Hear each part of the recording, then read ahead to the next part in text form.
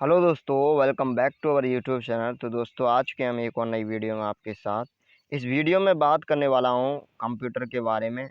NWDA के लिए computer की सीरीज चल रही है जिसमें मैंने 3 पार्ट करा दिए। आप जाके देख सकते हो, NWDA प्लेलिस्ट के नाम से बनी हुई है। ठीक है, आप वहां में जाके देख सकते हो। 3 पार्ट डाल दिए, ये चौथा पार्ट है। और मैं सोच रहा हूँ एक मैराथन क्लास लाई जाए जिसमें जितने भी इम्पोर्टेंट क्वेश्चंस बनते हैं, जो भी LDC के एग्ज़ाम में आए हुए क्वेश्चन हैं, उन सभी क्वेश्चन को रखकर एक मैराथन क्लास लाई जाए जिसमें आपका सारा कंप्यूटर कवर कर दिया जाए। ठीक है, 200-250 क्वेश्चन होंगे, 3-4 घंटे की क्लास हो जाएगी। तो उसके लिए आपको कमेंट करना होगा, आप बताइए अगर चाहते हो तो। ठीक है, तो इसमें स्टार्ट करते हैं। इसमें पहला क्वेश्चन क्या दिया है, CD से आप क्या कर सकते हैं। तो CD से आप क्या कर सकते हैं, ऑप्शन सी हो जाएगा आपका, पढ़ सकते हैं और लिख सकते हैं। ठीक है, पढ़ और लिख। अगला क्वेश्चन है, निम्नलिखित में से कौन सा ऑप्टिकल डिस्क का उदाहरण है। तो देखो, कौन सा ऑप्टिकल डिस्क का उदाहरण है, DVD। क्या है, DVD, डिजिटल वर्सटाइल डिस्क। तो इसकी फुल फॉर्म याद कर लेना, क्या है, डिजिटल वर्सटाइल डिस्क। ठीक है, DVD की फुल फॉर्म है। अगला क्वेश्चन है, कौन सी डिवाइस प्रोग्राम और डेटा के बीच अंतर समझ सकती है। कौन सी डिवाइस प्रोग्राम और डेटा के बीच अंतर समझ सकती है। तो क्या है, माइक्रो प्रोसेसर, ऑप्शन डी। अब यहाँ से ये बताओ, माइक्रो प्रोसेसर मैंने पहले बता दिया है, ये कौन सी जनरेशन में आया था। First generation, second generation, third generation या फोर्थ जनरेशन। इन चारों जनरेशन में से कौन सी जनरेशन में माइक्रो प्रोसेसर आया था, बताइए। तो देखो, इसका आंसर हो जाएगा, ये आया था फोर्थ जनरेशन में। ठीक है, ये आया था फोर्थ जनरेशन में। क्या, माइक्रो प्रोसेसर। तो एक बार जनरेशन को देख लो, ये काफ़ी इम्पोर्टेंट है। ठीक है, मैं यहाँ पे लिख रहा हूँ जनरेशन, और आप भी लिख लेना। ठीक है, तो देखो, ये है फर्स्ट जनरेशन, कंप्यूटर की फर्स्ट जनरेशन, जिसमें क्या आया था, इसमें आया था आपका वैक्यूम ट्यूब। वैक्यूम ट्यूब मैं बोल रहा हूँ, उस पर ध्यान देना। ठीक है, राइटिंग थोड़ा हो सकता है गड़बड़। ठीक है, तो फर्स्ट जनरेशन में क्या आया था, वैक्यूम ट्यूब। अच्छा, ये फर्स्ट जनरेशन की वो है, वो डेट देख लो, 1942 से 55। ठीक है, यहाँ तक मानी जाती है। अच्छा, सेकंड जनरेशन तो इसमें देख लो, इसमें क्या आया था। तो सेकंड जनरेशन में ट्रांजिस्टर आया था। ये काफ़ी इम्पोर्टेंट है। ठीक है, इनसे क्वेश्चन एक शायद मिल जाए आपको। 20 क्वेश्चन पूछे जाते हैं, उनमें से एक क्वेश्चन जनरेशन से पूछा जा सकता है।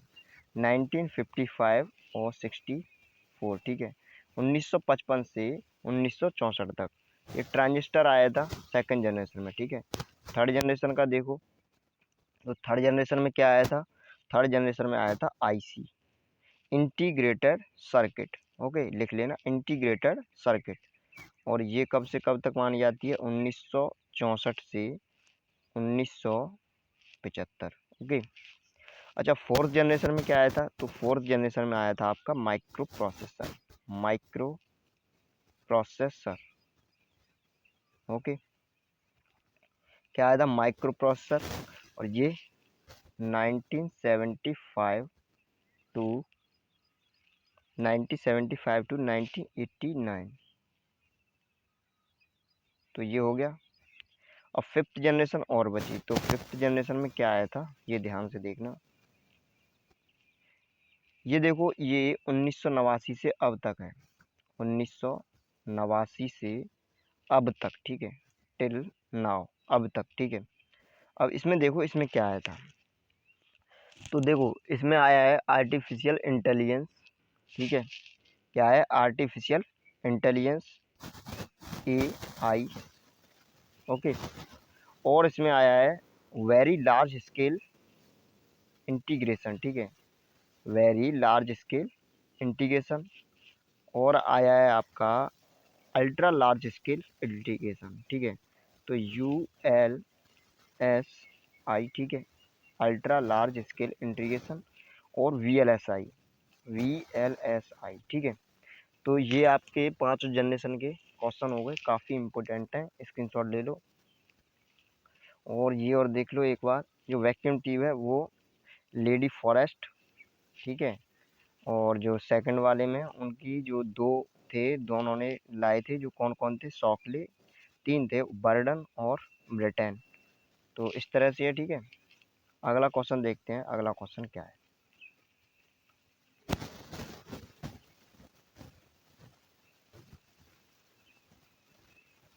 डीवीडी का उदाहरण पता चल गया।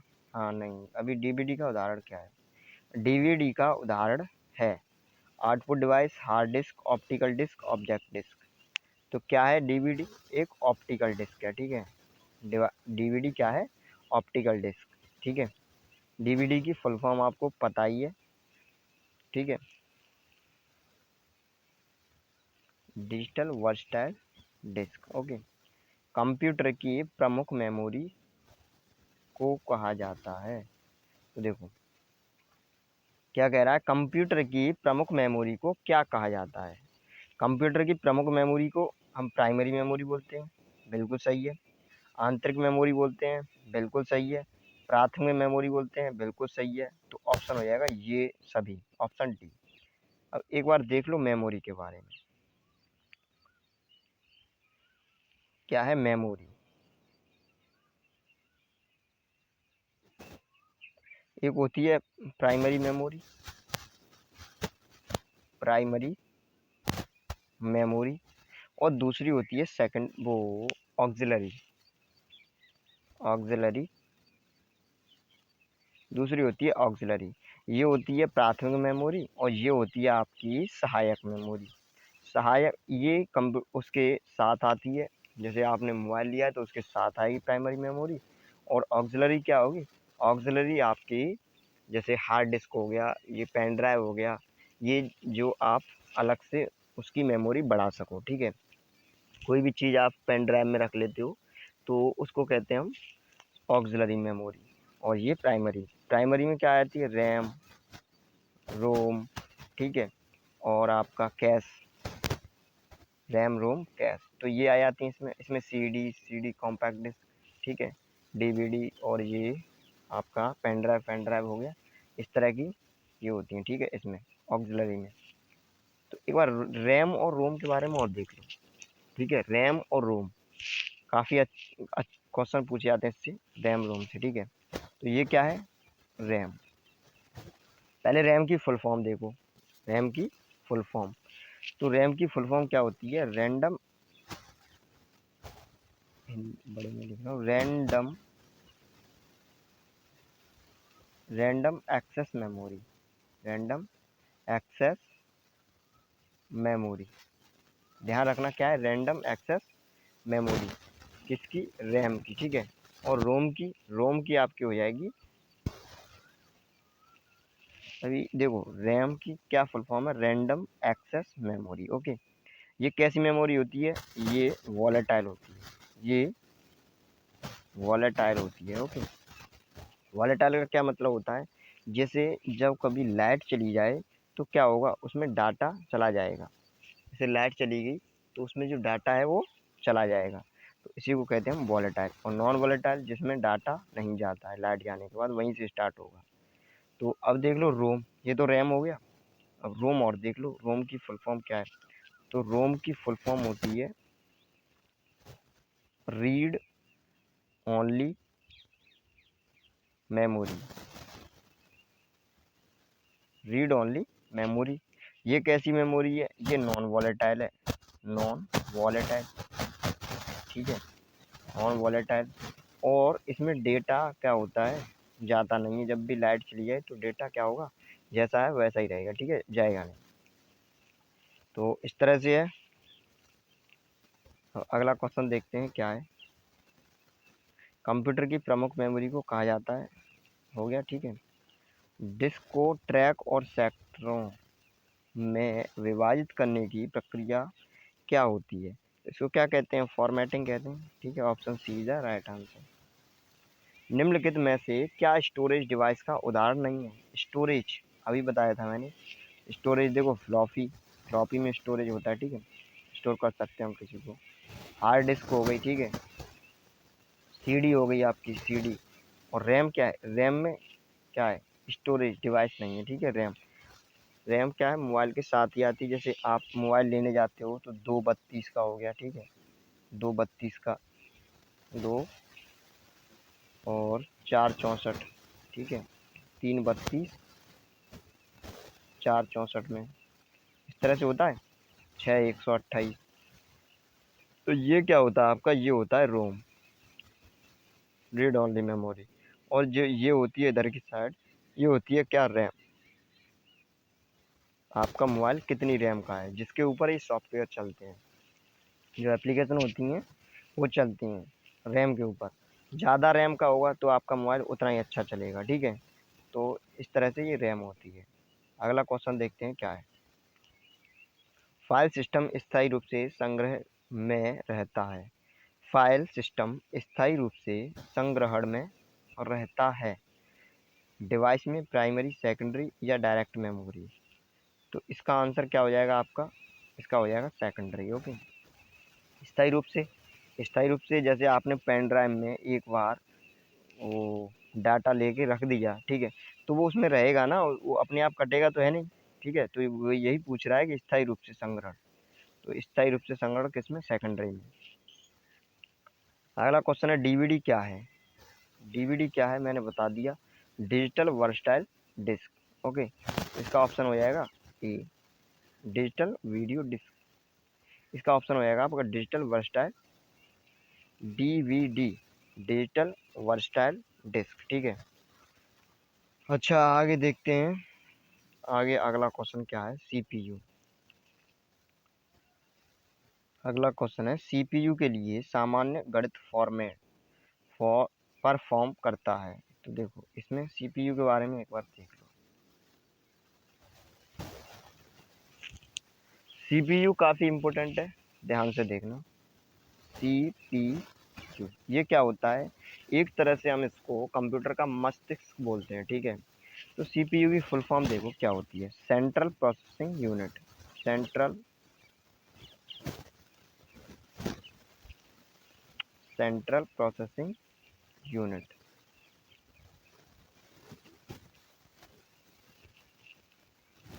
CPU, central processing unit, central processing unit. Okay, CPU की ये तो फुल फॉर्म हो गई। इसमें 3 चीज़ें होती हैं। पहला एएलयू, एमयू और सीयू। ये होता है arithmetic logical unit, arithmetic logical, arithmetic logical unit, unit. Okay, MU ये होता है आपका मेमोरी यूनिट, मेमोरी यूनिट। और ये होता है CU control unit, control unit. सही में आ गया। सीपीयू के बारे में देख लो ध्यान से। कंट्रोल प्रोसेसिंग यूनिट ये क्या है, ये एक तरह से कंप्यूटर का मस्तिष्क है। और इसमें 3 होते हैं, ये एएलयू, एमयू, सीयू, ठीक है। एएलयू की फुल फॉर्म क्या होती है, अर्थमेटिक लॉजिकल यूनिट। और एमयू की मेमोरी यूनिट और सीयू की control unit. Arithmetic logical unit यहीं से समझो, अर्थमेटिक क्या आ रहा है, अर्थमेटिक। तो अर्थमेटिक में हम क्या करते हैं, जोड़ घटाए। तो इससे क्या करते हैं हम, जो डिवीजन हो गया, ठीक है, जोड़ घटाए, जो भी अर्थमेटिक में होता है वो करते हैं, ठीक है, कैलकुलेशन टाइप की। और मेमोरी में जो याददाश्त होती है, जैसे कंप्यूटर की याददाश्त, अब जैसे आपको पता होगा कि आपसे कुछ पूछा जाए, ठीक है, इतिहास के बारे में पूछा जाए, तो आप लगभग नॉर्मल बता दोगे। और ज़्यादा पीछे का पूछा जाए जो मतलब याद ना रह सके, जैसे मान लो अब प्रधानमंत्री पूछते हो, तो अभी के राष्ट्रपति के बारे में पूछते हैं, ठीक है, तो अभी के बता दोगे, ठीक है, अभी राष्ट्रपति कौन है। इससे अगले, इससे अगले, फिर इससे पीछे वाले, फिर इससे पीछे वाले, मतलब जो पहले बने हुए हैं, ठीक है। तो आप थोड़ा भूल जाओगे किसी न किसी में। तो लेकिन ये नहीं भूलता है एमयू, मेमोरी यूनिट, ठीक है। तो मेमोरी यूनिट का यही काम होता है। तो जैसे ही तुम टाइप करोगे तुरंत आ जाएगा कि ये रहा आपका रिजल्ट। और सी कंट्रोल यूनिट, ये ध्यान रखना। बस मैं आज 10 क्वेश्चन ही कराऊंगा और इसकी मैराथन क्लास सोच रहा हूँ। आप बताना कमेंट सेक्शन कमेंट करके कि इसकी मैराथन क्लास लाई जाए कि नहीं लाई जाए। पूरे क्वेश्चन जितने भी हैं सबको अच्छी तरह एक्सप्लेन करके बताया जाएगा और मुझे लगता है कोई भी क्वेश्चन आपसे नहीं बचेगा। ठीक है, सारे करके आओगे। बस एक बार देख लेना अच्छी तरह वीडियो और समझ लेना। 20 क्वेश्चन पूछे जाते हैं, काफ़ी इंपॉर्टेंट है, एक एक क्वेश्चन इंपॉर्टेंट होता है। ठीक है, और इसकी हिंदी की क्लास भी सोच रहा हूँ, कोई टीचर मिल जाए तो हिंदी क्लास भी चलवाई है। ठीक है, NWDA के लिए हिंदी की। तो चलते हैं, मिलेंगे अगली वीडियो में। ठीक है।